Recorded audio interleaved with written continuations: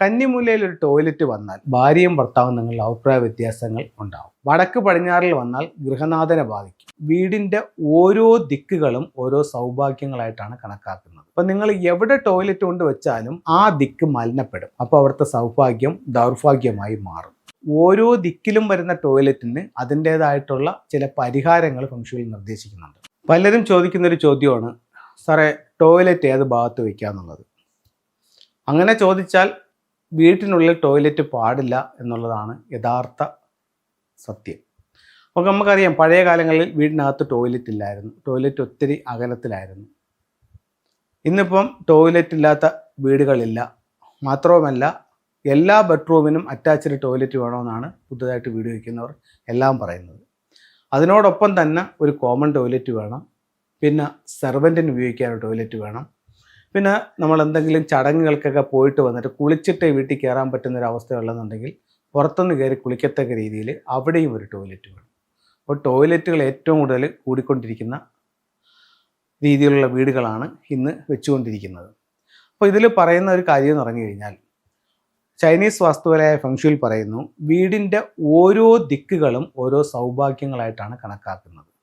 അപ്പം നിങ്ങൾ എവിടെ ടോയ്ലറ്റ് കൊണ്ട് വെച്ചാലും ആ ദിക്ക് മലിനപ്പെടും. അപ്പോൾ അവിടുത്തെ സൗഭാഗ്യം ദൗർഭാഗ്യമായി മാറും. അപ്പോൾ എവിടെയാണോ നിങ്ങൾ ടോയ്ലറ്റ് വെക്കുന്നത് ആ ദിക്കിനെ ബേസ് ചെയ്തിട്ടിരിക്കും എത്ര കണ്ട് അത് രൂക്ഷമാണ് അല്ലെങ്കിൽ ദോഷമാണ് എന്നുള്ളത്. അപ്പോൾ അതിൽ തീരെ പാടില്ലാത്ത ചില സ്ഥലങ്ങൾ ഞാൻ പറയാം. അവിടെ വന്നാൽ ഉണ്ടാകുന്ന പ്രശ്നങ്ങളും പറയാം. എന്നിട്ട് നിങ്ങൾക്ക് തീരുമാനിക്കാം ഇതെവിടെ ചെയ്യണമെന്നുള്ളത്. ഒന്ന്, സൗത്ത് വെസ്റ്റ് എന്ന് പറയുന്ന കന്നിമൂല. കന്നിമൂലയിൽ ഒരു ടോയ്ലറ്റ് വന്നാൽ അത് നിങ്ങൾ തെറ്റിദ്ധരിക്കേണ്ട. കറക്റ്റ് കന്നിമൂല തന്നെ വേണമെന്നില്ല. കന്നിമൂല എന്ന് പറയുന്ന ആ മൊത്ത വീടിൻ്റെ 8-1 ഭാഗത്ത് എവിടെ വന്നാലും, അതായത് 9 കളങ്ങളാക്കി തിരിക്കുമ്പോൾ ഒരു ഭാഗം സെൻറ്റർ ആണല്ലോ, ബാക്കി 8 സ്ഥലത്ത് എവിടെ വന്നാലും അത് കന്നിയാണ്. അവിടെ വന്നാൽ ഭാര്യയും ഭർത്താവും തമ്മിലുള്ള അഭിപ്രായ വ്യത്യാസങ്ങൾ ഉണ്ടാവും. അത് പടിഞ്ഞാറിൽ വന്നാൽ മക്കളുടെ കലയെ ബാധിക്കും.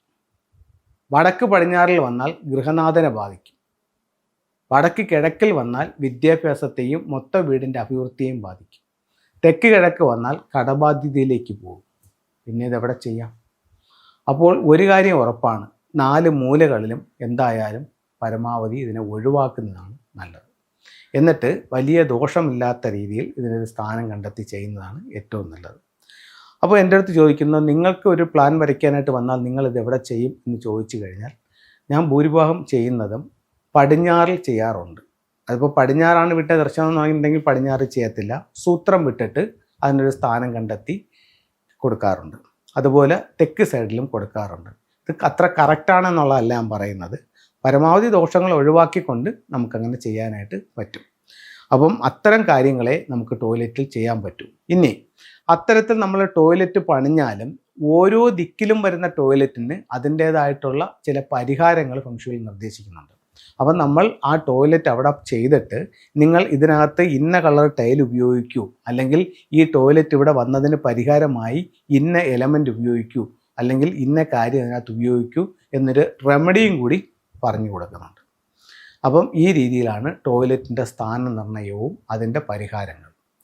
നമുക്ക് ഫെങ്ഷുയുടെ ചില ടൂളുകൾ നോക്കാം. ഇത് ഒരു വൈറ്റ് ക്രിസ്റ്റൽസ് ആണ്. ഇത് വിദ്യാഭ്യാസപരമായിട്ടുള്ള ലക്കിന് വേണ്ടിയിട്ട് ഉപയോഗിക്കാം.